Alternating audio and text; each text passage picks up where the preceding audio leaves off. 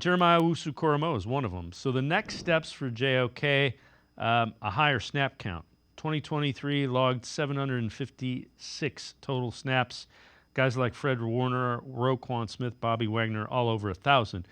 What we need to point out by that is there were times early in the season that he wasn't on the field all the time. End of the season, he was in there for all the snaps. So it's an evolution process for Jeremiah Owusu-Koramoah.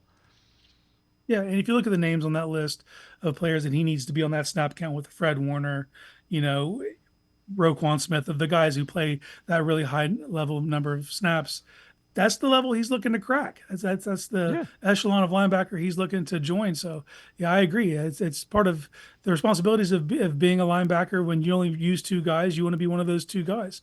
And when he has the skill set that he does, you don't want him off the field because there's too many ways to use him. So I agree with Mac. I think that this is a guy that you're going to see a slight uptick. And it was earlier in the year last year where there's some inconsistencies and he wasn't able to be on the field as much. And you see how he finished the season. I think it's just the next step in his evolution. And eventually I expect him to wear the green dot at some point in his career. Although when you sign a veteran like Jordan Hicks, you could see the appeal of putting the green dot on him at least start the year. We'll see if it finishes the same way or not. Yeah, the other thing is we've heard that, there's some difference of opinion relative to a contract extension in the dollar figure. Mm-hmm. That snap count, Browns want it up to pay top end. You got to be on the field all the time. Andrew Berry talked about JOK and kind of his next steps as well. He's made the high end plays. He has, has matrix type athleticism where he just has rare movement skills and he can play behind the line of scrimmage. He's fast. But where he's grown over the past 3 years is his ability to reduce his errors, because sometimes our greatest traits also become our biggest negatives, and his aggression at times would have him, overcommit and, we make 2 plays, give 1 up, make a play, give 2 up, things like that. And I think that is something that's decreased over the past 3 years, and hopefully will continue to decrease as we go into year 4.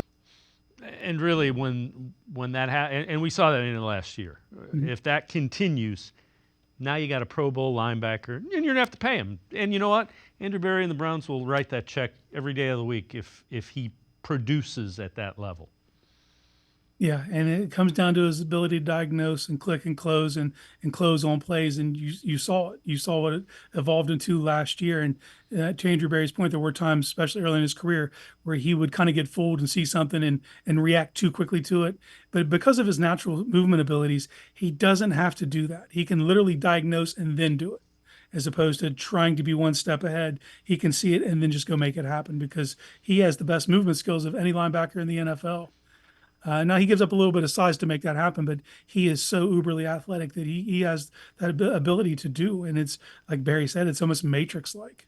Yeah, and again, I would expect them to, assuming the production is what we expect it to be, I would expect they'll get that contract done because I do believe he's one of the foundation pieces on defense.